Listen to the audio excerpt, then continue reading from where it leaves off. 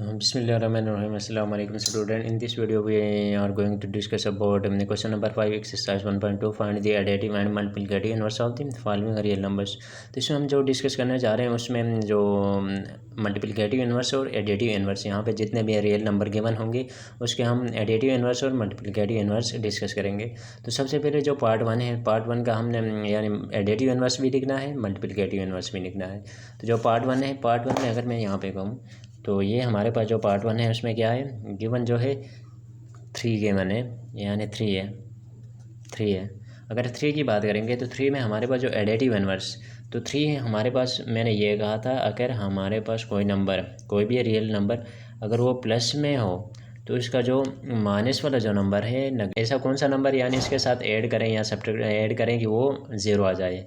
कभी भी additive inverse हमेशा ज़ीरो के इक्वल होता है। तो 3 प्लस माइनस 3 यानी प्लस का 3 माइनस का 3 इज इक्वल टू 0। तो ये हमारे पास जो 3 माइनस 3 इज इक्वल टू 0, जो माइनस 3 का क्या है एडिटिव इन्वर्स है।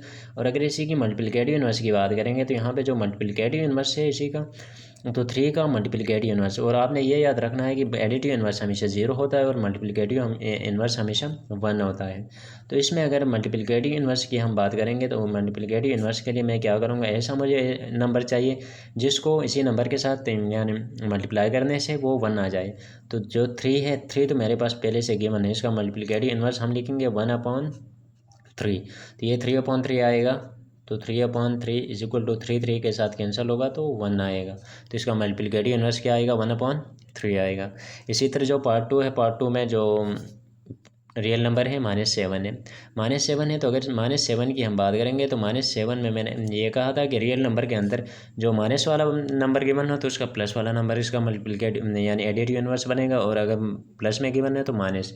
तो ऑलरेडी यहाँ पे तो -7 गिवन है तो इसका जो एडिटिव इन्वर्स होगा +7 होगा, क्योंकि -7 + 7 इज इक्वल टू 0, क्योंकि एडिटिव इन्वर्स हमेशा 0 होता है किसी भी नंबर का।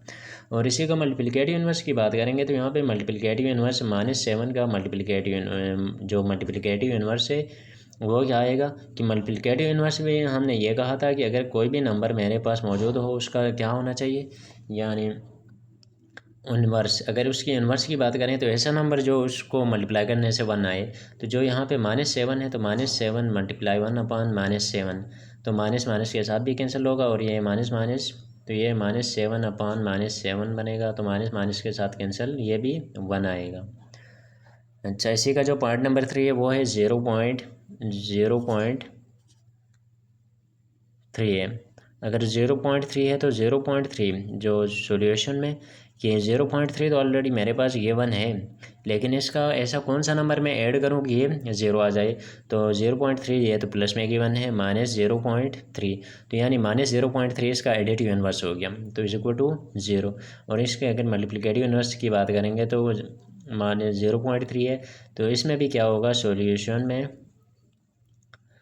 इसमें भी जो 0.3 तो पहले से गिवन है, 0.3 मल्टीप्लाई, ऐसा मैं नंबर उसी में मल्टीप्लाई करूँ, यानी जो भी रियल नंबर, जो भी नंबर डेसिमल में हो, जिसमें भी हो, जो रियल नंबर गिवन है उसका हम ऐसा नंबर ढूंढेंगे। अगर मल्टीप्लिकेटिव के लिए ऐसा नंबर ढूंढेंगे कि इन दोनों को मल्टीप्लाई करने से 1 आ जाए और एडिटिव के लिए प्लस करने से 0 आ जाए। तो 0.3 है तो 0.3 के लिए मैं ऐसा कौन सा नंबर से इसको मल्टीप्लाई करूँ कि वो 1 के इक्वल आ जाए। तो 1/0.3 यानी इसका इन्वर्स आएगा। तो अगर इसका इन्वर्स तो 0.3 अपन यानी 0.3 से कैंसिल होगा तो ये 1 आएगा। इसी का जो पार्ट 4 है, पार्ट नंबर 4 है विच इज़ -√5/5 है। अगर -√5/5 है तो इसका जो एडिटिव इन्वर्स, तो एडिटिव इन्वर्स की हम बात करेंगे तो एडिटिव इन्वर्स -√5/5 तो ऑलरेडी पहले से मौजूद है, प्लस का √5/5 ये इसका एडिटिव इन्वर्स आएगा, क्योंकि -5/5 प्लस √5 यानी 5 ये क्या होगा कैंसिल होकर 0 आएगा। तो ये तो एडिटिव इन्वर्स आया। अगर इसी के मल्टीप्लिकेटिव इन्वर्स की बात करेंगे तो मल्टीप्लिकेटिव -5√5/5, तो इसका मल्टीप्लिकेटिव इन्वर्स में हमने ये कहा था कि मल्टीप्लिकेटिव इन्वर्स के लिए ऐसा नंबर हो जिसका यानी इन्वर्स में हो कि उन दोनों को मल्टीप्लाई करने से 1 आ जाए। तो 1 ये तब आ सकता है, इसको मैं ऊपर लेके जाऊँ 5 को और -√5 को नीचे लेके आऊँ तो ये दोनों आपस में कैंसिल होंगे, ये दोनों आपस में कैंसिल होंगे तो =1 के इक्वल आएगा। तो ये मल्टीप्लिकेटिव इन्वर्स, तो -√5 का मल्टीप्लिकेटिव इन्वर्स 5/√-5 9/√12 है, तो 9/√12 है। तो जो 9/√12 का जो एडिटिव इन्वर्स आएगा ये प्लस में गिवन है, तो 9/√12 प्लस में गिवन है तो इसका -9/√12 इसका एडिटिव इन्वर्स आएगा =0। और इसी में अगर इसकी मल्टीप्लिकेटिव इन्वर्स की बात करेंगे तो 9/√12 है। तो यानी ऐसा कौन सा नंबर हो कि इसको मल्टीप्लाई करने से 1 आ जाए। तो इसको क्या करेंगे, √12 को ऊपर लेके जाएंगे और 9 को नीचे लेके आएंगे तो ये इसके साथ कैंसिल होगा, ये इसके साथ कैंसिल होगा, तो =1 बचेगा। और इसी का जो लास्ट पार्ट है, लास्ट पार्ट इसमें थोड़ा यानी आपने अपनी जितनी भी कंसंट्रेशन है उसके साथ समझने की कोशिश करनी है। यार ये है तो बिल्कुल सिंपल है, लेकिन इसमें जो लास्ट पार्ट है इसमें थोड़ा लॉजिक है। लॉजिक इसमें ये है 0, कभी भी जो 0 का एडिटिव इन्वर्स वैसे होता तो नहीं है, क्योंकि 0 प्लस करें या माइनस करें 0 0 ही होता है। अगर 0 का एडिटिव इन्वर्स ही 0 ही होगा, 0 भी 0 का एडिटिव इन्वर्स है, क्योंकि प्लस का 0 इसमें माइनस का सीन नहीं है कि 0 प्लस करें या माइनस करें 0 से तो वहीं 0 आता है, इस वजह से 0 ही इसका एडिटिव इन्वर्स हो गया। तो 0 + 0 करें तो =0 या 0 - 0 करें तो इसमें माइनस और प्लस वाला कंसेप्ट नहीं आएगा और सिर्फ 0 आएगा। और इसमें अगर यहाँ पे इसका मल्टीप्लिकेटिव इन्वर्स की बात करूँ तो मल्टीप्लिकेटिव 0 का जब मल्टीप्लिकेटिव इन्वर्स की बात करूँ तो ये 0 का कोई भी मल्टीप्लिकेटिव इन्वर्स नहीं होता है।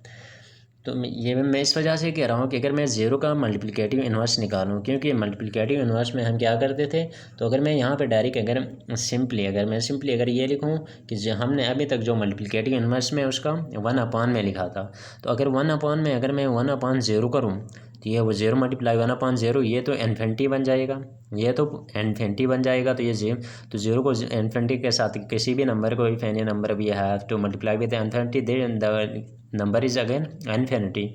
तो इसमें अगर हम किसी भी नंबर को इन्फिनिटी के साथ मल्टीप्लाई करते हैं तो वो नंबर भी इन्फिनिटी बनता है। तो इसमें जो आपने ये याद रखना है कि 0 का मल्टीप्लिकेटिव इन्वर्स नहीं होता है। तो then we can say that the 0 है no exist, it is multiplicative inverse. तो उसका 0 का नो एग्जिस्ट इसका यानी मल्टीप्लिकेटिव इन्वर्स नहीं होता है। इस वजह से नहीं होता कि रीज़न मैंने दिया 1/0 हम पुट करेंगे तो ये बनेगा 0, और अगर मैं 0 को यहाँ पे 1 के साथ मल्टीप्लाई करूँ तो या तो ये बनेगा 0/0 बनेगा, तो 0/0 भी एब्सर्डिटी है।